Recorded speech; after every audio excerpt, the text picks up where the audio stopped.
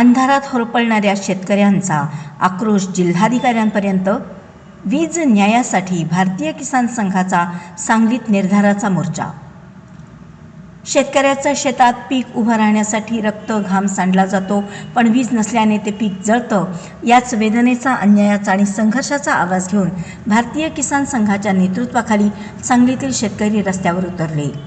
दिनांक 10 फेब्रुवारी 2026 रोजी सांगली जिल्ह्यातील शेकडो शेतकऱ्यांनी आपल्या हक्कासाठी, न्यायासाठी आणि शेतीच्या अस्तित्वासाठी जिल्हाधिकारी कार्यालयावर भव्य आणि ऐतिहासिक मोर्चा काढला। विलिंग्डन कॉलेज, विश्रामबाग चौक येथून सुरू झालेला हा मोर्चा शिस्तबद्ध पण आक्रोशाने भरलेला होता। अनियमित वीज पुरवठा, भारनियमन, चुकीची वीज बिले, शेती पंपांना अपुरी वीज या सगळ्यांमुळे उद्ध्वस्त होत चाललेल्या शेतकऱ्यांच्या भावना मोर्चातून व्यक्त होत होत्या।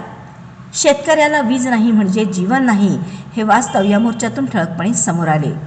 या मोर्चाचे नेतृत्व भारतीय किसान संघ महाराष्ट्र प्रांत संघटन मंत्री माननीय चंदनजी पाटील, जिल्हाध्यक्ष माननीय अंबादासजी माळी, जिल्हा मंत्री माननीय अजित जाधव, सहमंत्री माननीय कृष्ण तपासे, कोषाध्यक्ष माननीय निलेशजी लोकरे, उपाध्यक्ष माननीय महावीरजी कर्वे, वीज आयाम प्रमुख माननीय नारायणजी वाघमोडे यांनी केले। तसेच भारतीय किसान मोर्चा जिल्हाध्यक्ष माननीय विशालजी मोहिते आणि भारतीय मजूर संघ जिल्हाध्यक्ष माननीय आनंदराव मोरे यांची उपस्थिती शेतकऱ्यांना बळ देणारी ठरली। मोर्चाच्या शेवटी जिल्हाधिकारी कार्यालयात शेतकऱ्यांच्या मागण्यांचे सविस्तर आणि ठोस निवेदन सादर करण्यात आले। शेतकऱ्यांच्या डोळ्यातील वेदना, आवाजातील आक्रोश आणि आंदोलनातील संयम पाहून प्रशासनालाही प्रश्नांची तीव्रता जाणवली। विशेष म्हणजे हा संपूर्ण मोर्चा अत्यंत शांततेत, लोकशाही मार्गाने आणि शिस्तबद्ध पद्धतीने पार पडला। कुठेही अनुचित प्रकार घडला नाही। आम्हाला संघर्ष नको पण न्याय हवा, हीच भावना शेतकऱ्यांच्या प्रत्येक पावलातून व्यक्त होत होती।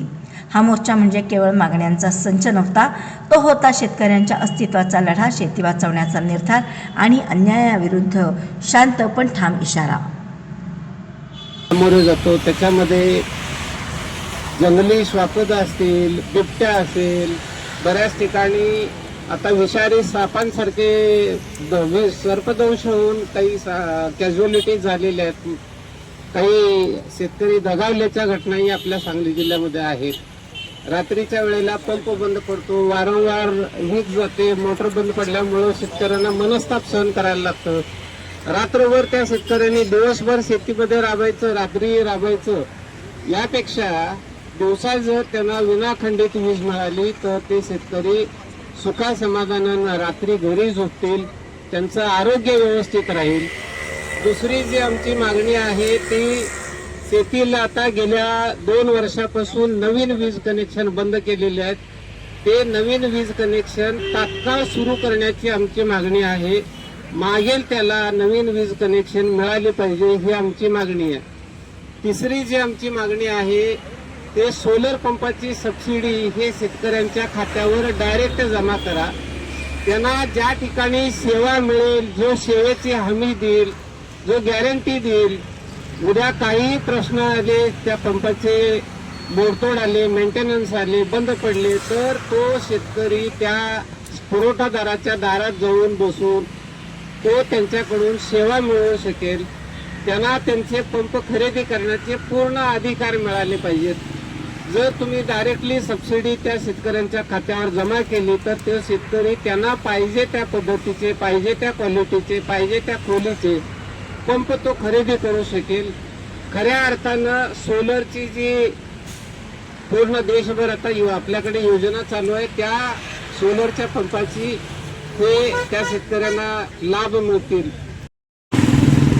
आज सांगली जिल्ह्यातल्या जवळजवळ सर्व तालुक्यातनं प्रातिनिधिक स्वरूपामध्ये आपण इथं मुख्यत्वे करून शेतकऱ्यांच्या विजेच्या प्रश्नाच्या संदर्भामध्ये आणि सौर कृषी पंपातल्या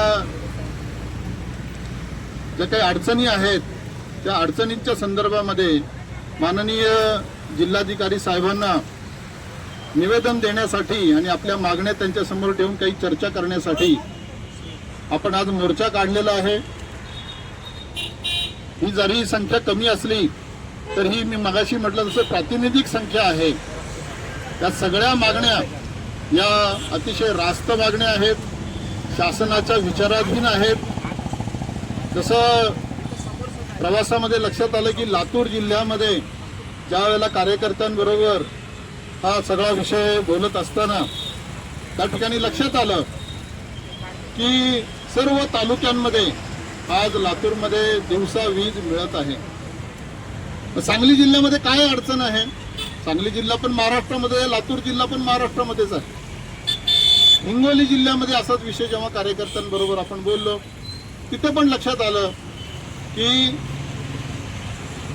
तिथल्या सौर कृषी पंपाचं जे वितरण आहे, जेवढ्या शेतकऱ्यांनी वितरण केलंय, मागणी केली आहे त्या सर्वांना तात्काळ तशा पद्धतीचं वितरण हे केलं जात आहे. सौर कृषी पंपाचे संच हे बसवले जात आहेत. मग आमच्या सांगली जिल्ह्यामध्ये काय अडचण येते? आणि अशाच पद्धतीनं संपूर्ण महाराष्ट्रभर ही योजना राबवायची असेल तर जी काही तरतूद करायला पाहिजे, जी काही योजना ज्या पद्धतीनं राबवायला पाहिजे, त्यातल्या त्रुटी दूर करायला पाहिजे, ती जी काही आमची मागणी आहे, ते जे आमचं म्हणणं आहे ते जे काही मान्य जिल्हाधिकाऱ्यांच्या माध्यमातून मांडण्यासाठी म्हणून हा मोर्चा या ठिकाणी आहे.